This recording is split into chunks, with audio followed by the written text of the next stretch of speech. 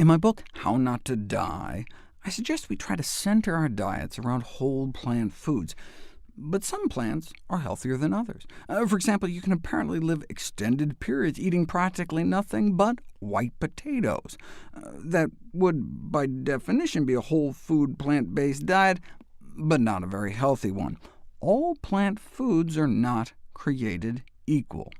The more I researched over the years, the more I've come to realize that healthy foods are not necessarily interchangeable. Some foods and food groups have special nutrients not found in abundance elsewhere. For example, sulforaphane, the amazing liver enzyme detox-boosting compound, is derived nearly exclusively from cruciferous vegetables. You could eat tons of other kinds of greens and vegetables on a given day and get no appreciable sulforaphane if you didn't eat something cruciferous.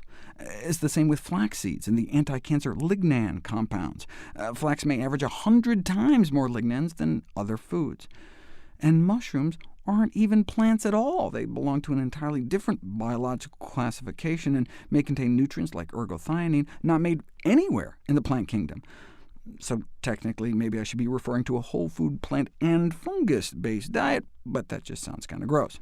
It seems like every time I come home from the medical library buzzing with some exciting new data, my family rolls their eyes, sighs, and asks, "What can't we eat now?" Or they'll say, "Wait a second, why does everything seem to have parsley in it all of a sudden," or something. They're very tolerant. As the list of foods I try to fit into my daily diet grew, I made a checklist and had it up on a little dry erase board on the fridge, and we'd make a game out of ticking off the boxes. This evolved into my daily dozen, the checklist of all the things I try to fit into my daily routine. By beans, I mean legumes, which also include split peas, chickpeas, and lentils. While eating a bowl of pea soup or dipping carrots into hummus may not seem like eating beans, it certainly counts. We should try to get 3 servings a day. A serving is defined as a quarter cup of hummus or bean dip, half cup of cooked beans, split peas, lentils, tofu, or tempeh, or a full cup of fresh peas or sprouted lentils. Though peanuts are technically legumes, nutritionally I've grouped them in the nuts category, just as I would shunt green beans, snap peas, and string beans into the other vegetables category. A serving of berries is a half cup fresh or frozen, or quarter cup of dried.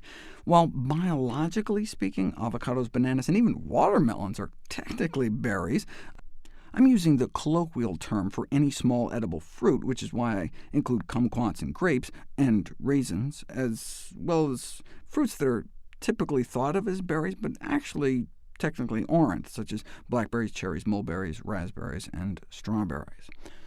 For other fruits, a serving is a medium-sized fruit, a cup of cut-up fruit, or a quarter cup of dried fruit. Again, I'm using the colloquial rather than the botanical definition, so I place tomatoes in the other vegetables group. Common cruciferous vegetables include broccoli, cabbage, collards, and kale. I recommend at least 1 serving a day, typically a half cup, and at least 2 additional servings of greens a day, cruciferous or otherwise. Serving sizes for other greens and vegetables are a cup for raw leafy vegetables, a half cup for other raw or cooked non-leafy vegetables, and a quarter cup for dried mushrooms. Everyone should try to incorporate 1 tablespoon of ground flax seeds into their daily diet, in addition to a serving of nuts or other seeds. A quarter cup of nuts is considered a serving, or 2 tablespoons of nut or seed butters, including peanut butter. Chestnuts and coconuts, though, don't nutritionally count as nuts. I also recommend 1/4 teaspoon a day of the spice turmeric, along with any other salt-free herbs and spices you may enjoy. A serving of whole grains can be considered a half cup of hot cereal, such as oatmeal, cooked whole grains, or so-called pseudo-grains like amaranth, buckwheat, and quinoa, or a half cup of cooked pasta or corn kernels, a cup of ready-to-eat cold cereal, 1 tortilla or slice of bread, half a bagel or English muffin, or 3 cups of air-popped popcorn. The serving size in the beverage category is 1 glass, 12 ounces, and the recommended 5 glasses a day is in addition to the water you get naturally from the foods in your diet. I explain my rationale in my video, How Many Glasses of Water Should We Drink a Day? Finally, I advise 1 daily serving of exercise, which can be split up over the day.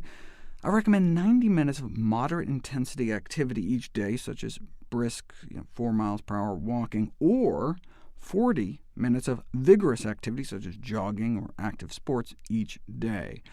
I explain my reasoning for that in my video, How Much Should You Exercise? This may all sound like a lot of boxes to check, but it's easy to knock off a bunch at a time. One simple peanut butter banana sandwich, and you just checked off 4 boxes.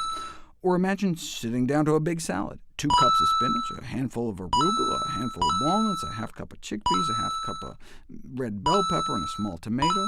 You just knocked out 7 boxes in one dish.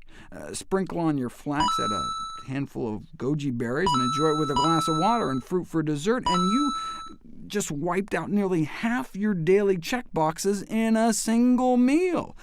And then if you just ate it on your treadmill— just kidding. Do I check off each glass of water I drink? No. In fact, I don't even use the checklist anymore. I just used it initially as a tool to get me into a routine. Whenever I was sitting down to a meal, I would ask myself, could I add greens to this? Could I add beans to this? I always have an open can of beans in the fridge. Can I sprinkle on some flax or pumpkin seeds, or maybe some dried fruit?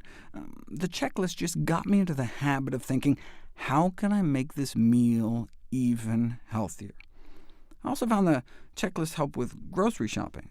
Although I always keep bags of frozen berries and greens in the freezer, if I'm at the store and want to buy fresh produce for the week, it helps me figure out how much kale or blueberries I need. The checklist also helps me picture what a meal might look like. Looking over the checklist, you'll see that there are 3 servings each of beans, fruits, and whole grains, and about twice as many vegetables in total than any other component. So glancing at my plate, I can imagine 1/4 of it filled with grains, 1/4 with legumes, and a half of the plate filled with vegetables, along with maybe a side salad and fruit for dessert. I happen to like one-bowl meals where everything's mixed together, but the checklist still helps me to visualize. Instead of a big bowl of spaghetti with some veggies and lentils on top, I think of a big bowl of vegetables with some pasta and lentils mixed in. Instead of a big plate of quinoa with some stir-fried vegetables on top, I picture a meal that's mostly vegetables, and oh look, there's some quinoa and beans in there too. But there's no need to be obsessive about the daily dozen. On hectic travel days, when I've burned through my snacks, stuck in some airport food court somewhere, sometimes I'm lucky if I even hit 1/4 of my goals. If you eat poorly one day, just try to eat better the next. To help track your progress, volunteers created Dr. Greger's Daily Dozen apps for both iPhone and Android. You can download and use them both for free, no ads, no cost. My hope is that the checklist will just serve as a helpful reminder to try to eat a variety of some of the healthiest foods every day.